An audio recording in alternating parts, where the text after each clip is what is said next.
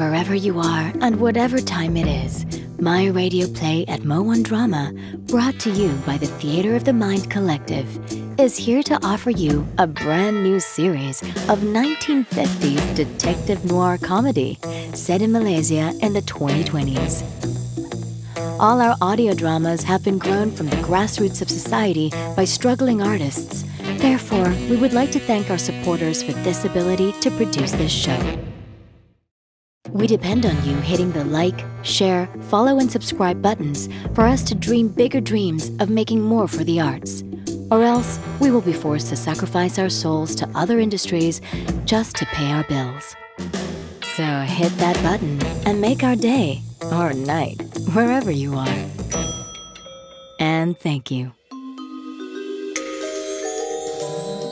My Radio Play at MoOne Drama presents to you Derek Kong, Private Detective.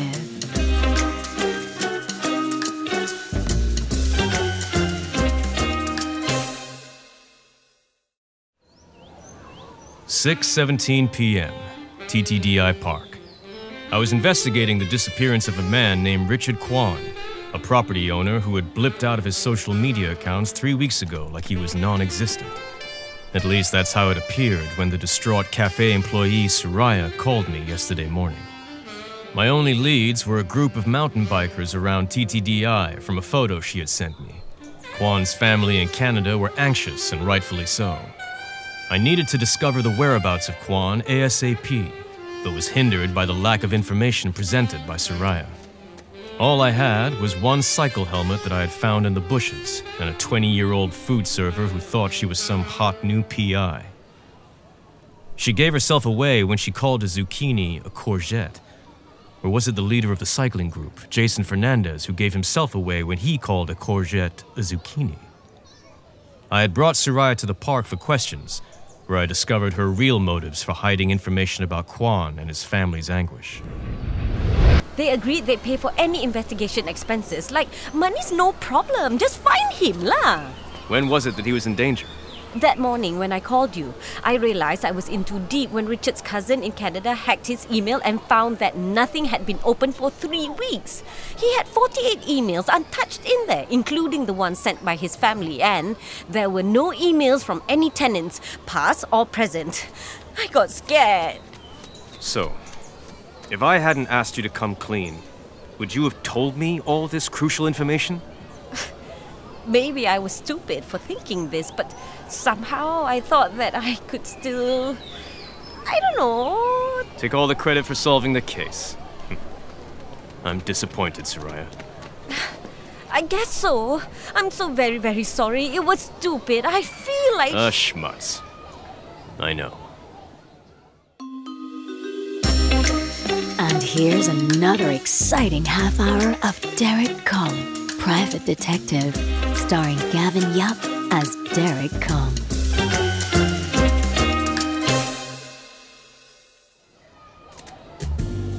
I should have been angry with this young upstart pseudo-sleuth for trying to pull the wool over my eyes, but I wasn't. Sharifah was keen, quietly confident, and intelligent. She had all the markings of a potential detective, and underneath it all, she was a good sort. I decided to cut her some slack when I noticed the park had become full of exercise enthusiasts in their twilight years. Aduh, sakitnya. You know, I heard since cases went up macam tu. I walk 1,243 steps. That's like 23 steps more than yesterday, tau. I guess it's another MCO lah. Aduh, MCO, CMCO, RMCO, PKP, PPKPP. Ya Allah, macam mana ni? After this we go home and cannot come out for 12 weeks, is it? Dah lama tak jumpa cucu I tau. Aduh, how to use my Fitbit in the house lagi? You see that? What? Typical old people? Exactly. Come on, we've got very little time. What are you talking about? I'm not old. Richard Kwan. Huh? It's all beginning to add up. I was bringing Soraya to the place where I'd found the cycle helmet in the bushes. The mountain bike path was commonly used, but it struck me as odd that the helmet was buried so deep inside the shrubbery. A place where nobody on wheels would see it. Was it hidden there deliberately? If so, Quan was in the thick of an old, prickly conundrum. To be sure, I just needed one more clue. His bike. Just so you know lah, I don't normally follow middle-aged men who wear raincoats and go behind bushes in the park. Okay? I'm glad. And just so you know, I don't normally ask people to follow me on a case, especially somebody who's young, inexperienced, and who tried to swizzle me out of my good reputation. Okay, point taken. What were you looking for? Quan's bike. Well, I hope it isn't green, or we'll be looking forever, kan? It was white. How do you know that? There were 2 blue bikes, 1 black, 1 gray, and a white one in the photo you sent me. I've accounted for the others. Oh, so you go by deductions, Mr. Kong. Nice. The light's getting dim. Let me use my flashlight. And hello. Right there. Come on. Help me get this. You pull the back wheel. And I'll...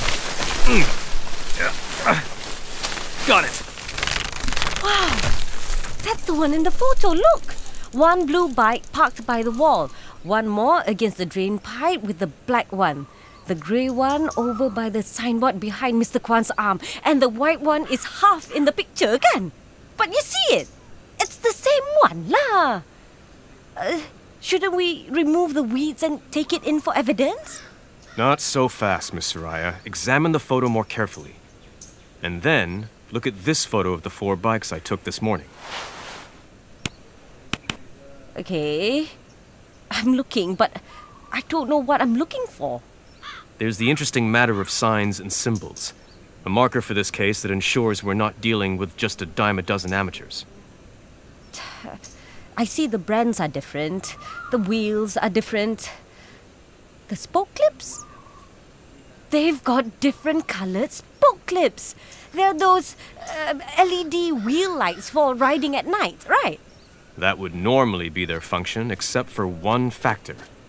The design painted over them. Okay, I'm zooming in. They've got spirals. Like a 3-petaled flower or something. That, Miss Soraya, is a triad gangster symbol. Triads?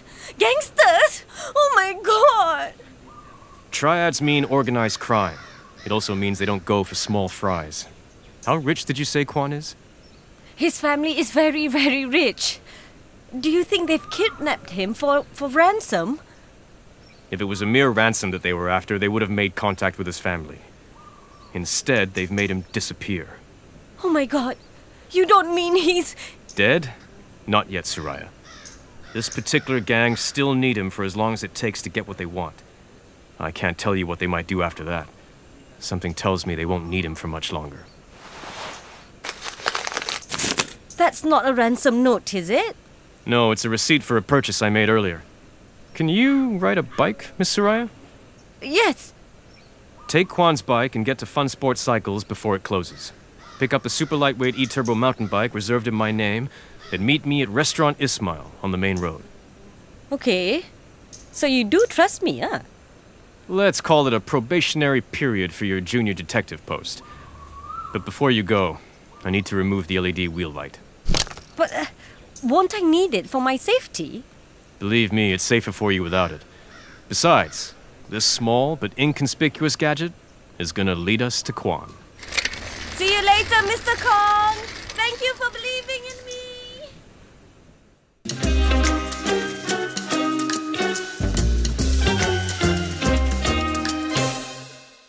Jom ke Restoran Ismail? Restoran Ismail?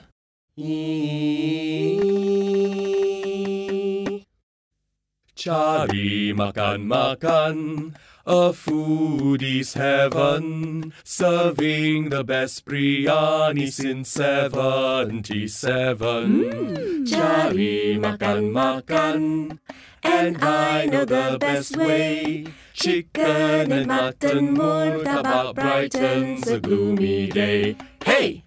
Restoran Ismail.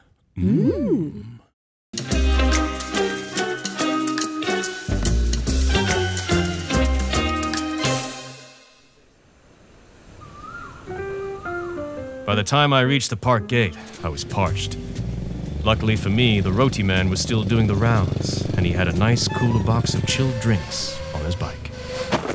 Yes, uncle. Roti? God, hopefully God, air tea, nice butter cake, kue pisang or steak pun ada semua ada, uncle. Uncle mau apa? Cakap dah apa, uncle? Whew, I'm sure thirsty. I could do with a nice cold Fanta. Yeah, very hot day, uncle. No problem. Today I bring cooler box. Stock many cold drink. Can sure lose your thirsty, uncle.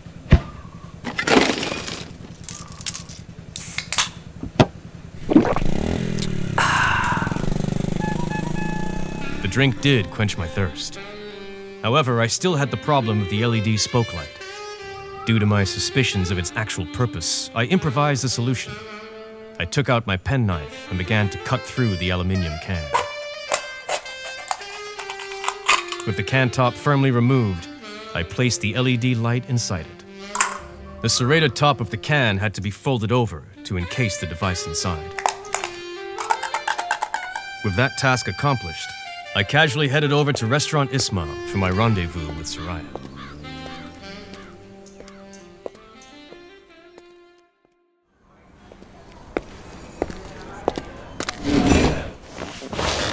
Yes, boss. Minum. Tia ais 5, boss. Makan. Tak mau. Did you get the mountain bike? I did. I had to bring them one by one because there's no way you can wheel 2 bikes at the same time. They're parked right here by the steps so I can see them. But why are we sitting here drinking iced tea instead of searching for Richard Juan? I don't get it. And why do we need the bikes? Tia ais 5. Terima kasih, boss. First pay for the drinks, and then watch that bus stop with me. Okay.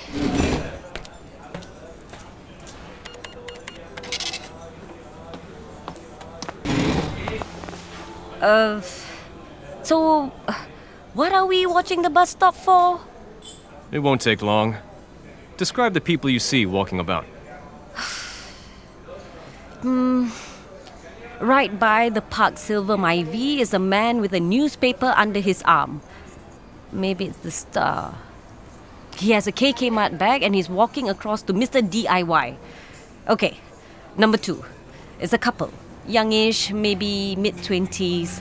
She's wearing a tudung, t-shirt, and he's in skinny jeans. It's their Myvi by the looks of it. Yep.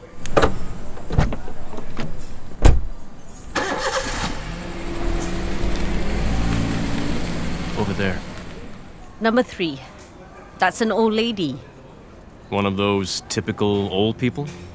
Yeah, like maybe in her 70s. Grey hair, tudung macam Queen Elizabeth. Specs on the end of her nose, skinny ankles. She's on her phone. I've never seen Queen Elizabeth do that. She walks kind of fast for an oldie. And she stopped. Looking around. Must be waiting for a bus. Good. Keep watching her. She's weird. Not so typical now, huh? No. She doesn't look like she's waiting for anything, really. More like she's looking for something. She's referring to her phone and then she looks around the bus stop. Now she's looking on the ground behind the bus stop. Weird. Wait for it. There. Oh my god. She's hitching up her sarong. Look at those calves. Oh, she's climbing the dustbin. No! Yes, Miss Soraya. That's no typical old lady. No! That's a man. Wait. That thing he picked up. What was it? That was the LED spoke light from Kwan's bike. I tossed it up there on the roof. Look down! Don't stare! He's looking right this way. Keep looking down until I tell you it's safe. Is that one of the Triad gangsters, Mr. Kong? The Triads don't do their own dirty work. They use other small-time crooks for that. But sometimes, those small-time crooks become a sinister crime network of their own. Is it safe to look up yet? I hope he doesn't see Richard's bike. No, not yet. But he knows that somebody is onto them. He was alerted by the movement from the small RFID chip placed inside the LED spoke light. He knows that it was deliberately moved by the way that RFID chip was carried without any signal in place on the bus shelter roof. Now that is a tracking device. The signal disappeared at the park when I shielded it with an aluminium can, and then reappeared here when I took it out. All the gang members used them to keep track of each other's whereabouts. Hey, it's you I saw your super lightweight E-turbo mountain bike outside. Hey, you got called the Jason Fernandez fella or not? Yes. Hey, well, why are you looking at the fella dressed like some old lady? Funny, that guy. Almost looked like the other mountain bike fella. What's his name? The Vanilla Ice, man. I know lah. Hey, actually, why are you looking so stressed? Oh, sorry. Okay, relax a bit. Hey, don't worry, be happy. Good night, thank you very much. Thank you. Jeez and blast! Granny Dude looked up. Did he see us? All the bikes? How do you know so much about these crooks and gang members, Mr. Kong? Because, Miss Soraya, this is the last member of the notorious Nenek gang, a.k.a. Francis Nair, a.k.a. Ice Mocha, a.k.a. Vinny Kanagalingam, whom you served a salmon egg toast with extra ciabatta bread this morning. Yes, it's him! Nenek gang? You mean he was part of a gang of grannies? Or men who dressed up as old ladies? The members who dress up as old ladies and conduct bank robberies, hold up security vans and steal jewelry, cash, and gold from their unsuspecting victims. They were in full swing by the early 90s. But in 97, they were almost all caught in a botched-up gold heist. The police hunted them down for years, catching them one by one. The ringleader was killed in a shootout near Nilai on the North-South Expressway in 2007. And 3 of the final 4 were caught in Taiping just 2 months ago, trying to steal a rare white jade and gold Buddha statue from an Airbnb owner. But Francis Nair, a.k.a. Ice Mocha, a.k.a. Vinny Kanagalingam, was suspected to have gone to Canada, yet he disappeared without a trace. Until now, that is. Wow, the 90s had stuff like that. Cool! Yep, sure did. You can look up now. He's on the go. Grab your bag. No sudden moves. Let's get the bikes.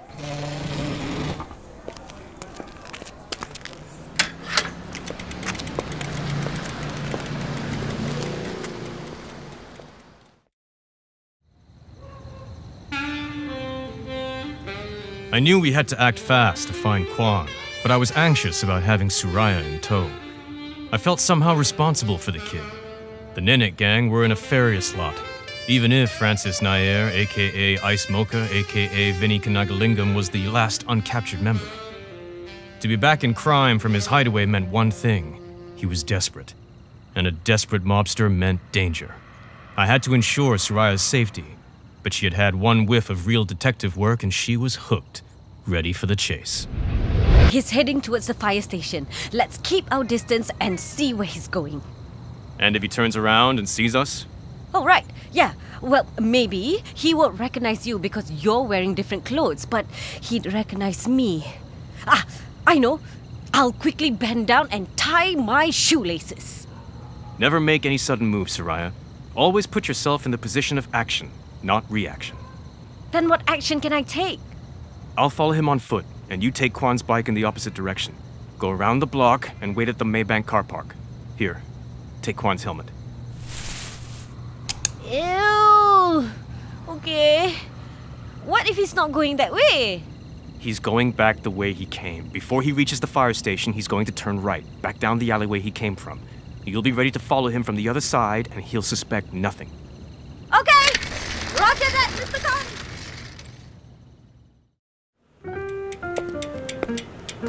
Just as I suspected, Vinny Kanagalingam was about to turn into the alleyway beside the fire station, and he did look around, and in my general direction. I was sleuthing into the shadow of a large gray delivery van, and my view was eclipsed by its wing mirror. Oh no. Hello, Uncle. Meet you again. You're here? Good. Have you taken your dinner? Oh, you got bicycle tadi. Very nice. What kind is it? Huh? What model? It's a super lightweight mountain bike. Where you buy? From Fun Sports Cycles. Scared to ride, is it? I on my way already. My wife calling. Yes, sir. On the way. You don't know how to ride yet, is it, uncle? Okay. Good luck, uncle. Bye. Well, flying fish balls on a skewer. That was close. Vinny had turned around and waited, vigilantly looking in my general direction. I ducked, and I was glad that Suraya was no longer beside me. I'd lost precious moments. When Vinny turned the corner, I picked up my pace. I had reached the end of the block and peeped down the alleyway. I saw Vinny hit a jogging pace, removing his headscarf, wig, and spectacles in one fell swoop. He lifted his sarong over his head and created a nice tidy sling bag. Underneath, he was wearing cycling shorts. His bike was chained to the post where a restaurant worker was washing plates in an outdoor sink over a drain. Vinny had unchained his bike and was riding away. I hopped onto my super new mountain bike with E-Turbo to catch up. By the time I reached the end of the alleyway, Vinny was off and was heading straight beyond the Maybank car park, with Suraya hot on his heels.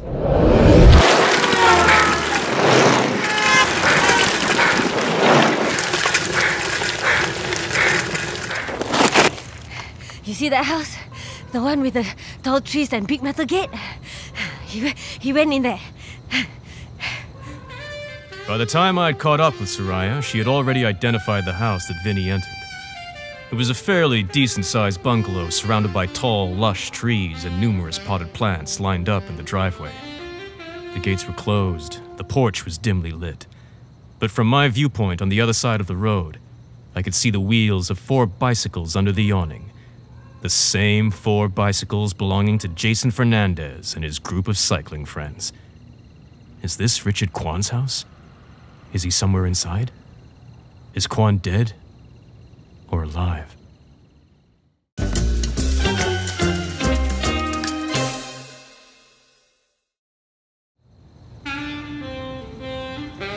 "9:02 p.m. I'd been standing outside the house for 20 minutes watching for any signs of action from inside. The house was dark, except for a single light from a lamp visible in the downstairs window. I'd sent Suraya to check for any back entrances and was browsing Instagram while I waited for her to return. It was at this moment when Jason Fernandez posted a photo. A picture of gloved hands holding handlebars on a bike trail. A fast-moving action shot in broad daylight. What made this photo unusual was that one of the hands held 3 fingers up and was not gripping the handlebar like the other. That could only mean one thing. A coded message to the triads. There's no back entrance, just houses. I checked every possible route. Nada. Thank you. You did good, Miss Suraya. I have one last request for you tonight. That is, if you're not too tired? Sure. What's that? Make your way to the police station and tell them everything. Things are about to get interesting. But what about Kwan? What about you? What about the Nene gang and Vinny Aizmuka? I'll be around when the cops arrive. We have enough evidence. You have Kwan's bicycle and helmet. But I can't leave you here. Or Kwan. Not when we're this close. What's going to happen to him? That's precisely why, Miss Suraya. We're this close. But it's not fair. I want to help. You'll help most by bringing the strong arm of the law here after explaining to them the whole story. They are the ones who make arrests. We've done our part. Okay. Are you all right to cycle, or do you want me to get you a car? I got this. Take care, Mr. Kwan. I'd hoped that Suraya would be able to explain to the cops the whole situation without running into the wee hours of the morning. But even so, I felt some relief that she was out of danger. I didn't feel the same way about Kwan. By now, Fernandez and gang knew their plans were rumbled, and there was no telling what they might do to him. Vinny was by far the most violent mobster this side of the Liberire Sprint, and I didn't like Kwan's chances with him. I strode over to the gate. I alighted my bike, hid it inside the longkang, and covered it with palm leaves, away from prying eyes and thieves. The gate was locked, and I couldn't see any cameras, but to be safe, I stood outside the neighboring house. At least their wall wasn't so high, and I could see the house more clearly from across their yard. I could hear shouts from inside. Time to SMS Rakan Cop. You should have been more careful, man. It was better left there. You should have removed it, disabled it, you idiot. Shut it, Jason. This is my deal, not yours. That's it. I needed to get into the compound. From there, I would be able to hear what type of a situation is going on in there. Maybe determine where Quan may be. I had made it into the neighbor's yard and was about to scale their adjoining wall when the security systems went on high alert. Ooh, okay. There, fella. Ooh, you're a cute little teeth-bearing savage doggy-woggy. What's your name, huh? Dogzilla? Huh? Okay. I had to get the heck out of here and into Quan's compound as soon as I could. I made my way to what seemed to be the side entrance. You sent a signal? Are you crazy? I thought... Oh, damn. What about Quan? He's useless. Get rid of him. I am not going down for murder. No, please, Vinny. But look, let's talk reason. I only joined because you said it was business. Purely business. You said that he owed you money. Nothing about murdering anyone. I want out. I don't want to be here. I just wanted a well-paid job. You don't go anywhere. You do as I say, you crazy brat. I knew I shouldn't have fired you. This is reality. Woman, it's live. I broke a small side window and let myself in. I found myself in a utility room extension that had a closed door to the kitchen. Somewhere just beyond this door, the stakes were high, and getting higher by the minute.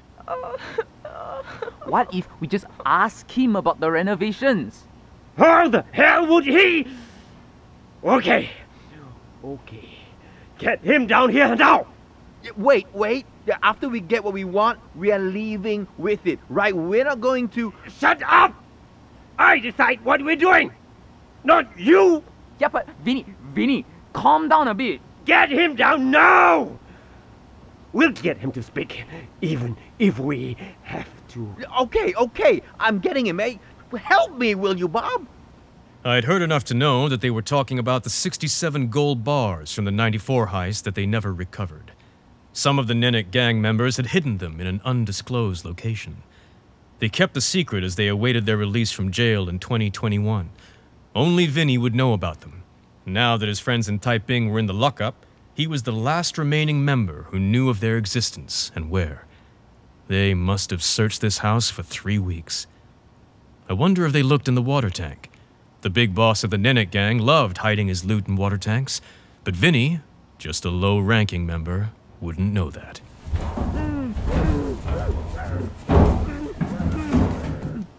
Okay, right, here he is. Richard, please, tell him everything, okay? This is your last chance. Now, for the last time. What renovation works were completed in 94 by my friends? I swear, I told you, I have no idea. No! He was gonna kill him. What have you done? Is he dead? Let's get out of here, eh? Look out!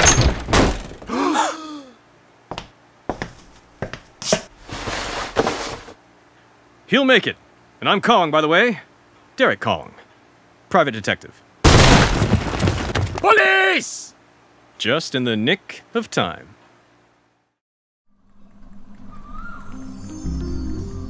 "10:24 a.m. It was an ordinary Tuesday morning at the office in TTDI. I'd gone for a bike ride, watched a YouTube video, and read the newspaper report on the capture of Francis Nair, aka Ice Mocha, aka Vinny Kanagalingam, the last member of the notorious Nenek gang, and the retrieval of the missing gold bars for which there was a sizable reward. I was about to walk over to Quartet Cafe when my phone rang. Hello, Mr. Kong? I just called to tell you that the Kwans are so over the moon at Richard's rescue and wanted to say thank you. Richard said he owes you his life. Did you get the thank you gift they sent? I sure did. Although, I have no idea what to do with half a Bitcoin of cryptocurrency. Can it buy us some lunch? I think it can buy much more than that, Mr. Kong. Miss Soraya, how would you like to be an executive assistant to TTDI's most successful private detective? I'd love that, Mr. Kong. Tell your Mahidin and cousin Adi that you've got a job. Wow! Awesome! I won't let you down, Mr. Kong. Gongsi, Miss Soraya.